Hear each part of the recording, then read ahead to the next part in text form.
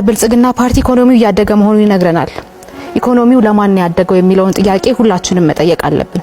ለባለስልጣናቱና ልጆቻቸው ወይስ እርስ ለተለት ለምንኖር ኢትዮጵያውያንና በልተን ማደር ላልቻለን ዜጎች? ስራ የማይፈጥር እድገት እውነተኛ እድገት ነው ብለን አናምንም። መደመር ብላችኋል። መደመር መጽሐፉን አንብበናል። መደመር ማለት ከምዕራፍ ወደ ምዕራፍ ሲሸጋገር የተጣራሱ ሀሳቦች የሚያቀርብ መጽሐፍ ነው። ሲጀመር የኢትዮጵያ ሕዝብ የላብራቶሪ አይጣችሁ ነው ወይ? ኢትዮጵያስ የእናንተ ቤተ ሙከራ ናት ወይ የሚለውን እንድትመልሱልን እንፈልጋለን።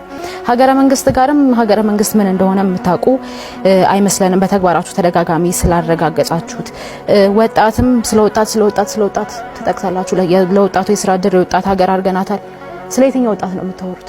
በጦርነት ስላስገደላችሁት እያስገደላችሁ ስላላችሁት ወጣት ነው የምታወሩት? እሱንም ክሊር አድርጉልን። ምክንያቱም ባለፉት አመታት ለጦርነት የዋለው ገንዘብ እንኳን ሲተመን አሁን ህዝብ ዳቦና የቤት ኪራይ መክፈል አቅቶ የሚያኖር ሀገር አይደለም መኖር የነበረባት። በቢሊዮን የሚቆጠር ዶላር ነው ለጦርነት ያዋላችሁትና ስለ የትኛው ወጣት ነው የምታወሩት? ስለ ልዩ አጋርነትም አናነሳም ብላችኋል።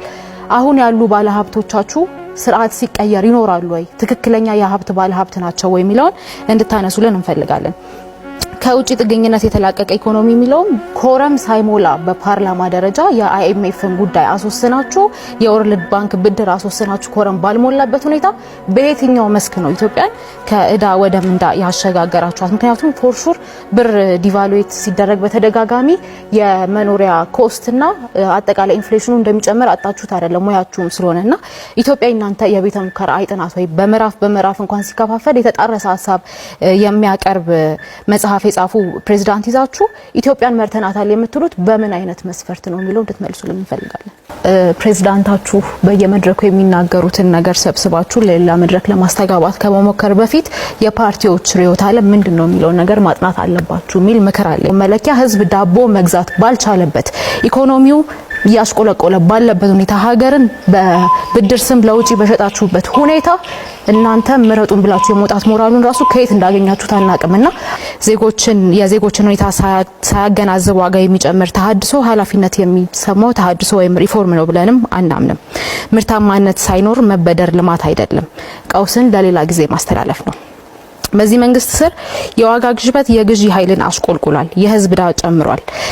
ዛሬ ላይ በሚሊዮን የሚቆጠሩ ኢትዮጵያውያን በምግብ ዋጋ መጨመር፣ በገቢ መቀነስና ስለነገ እርግጠኛ ባለመሆን እየተኙ ይነቃሉ። የዋጋ ግሽበት በድሆች ላይ ዝምተኛ ግብር ሆኗል። ብር ማሽቆልቆሉን ቀጥሏል። የወጣቶች ስራ አጥነት እየጨመረ ነው። ገበሬዎች ከማዳበሪያ ወጪዎች ጋር ይታገላሉ። ማዳበሪያ መግዛት የሚችሉትም በሰላም እጦት ምክንያት መንገዶች በመዘጋታቸው ከእርሻ ውጪ ሆነዋል። ትናንሽ ንግዶች የኮሪደር ልማት በሚል ኮስሜቲክ ፕሮጀክት እየታፈኑና እየፈረሱ ነው። ይሄ ብልጽግና ሊሆን አይችልም።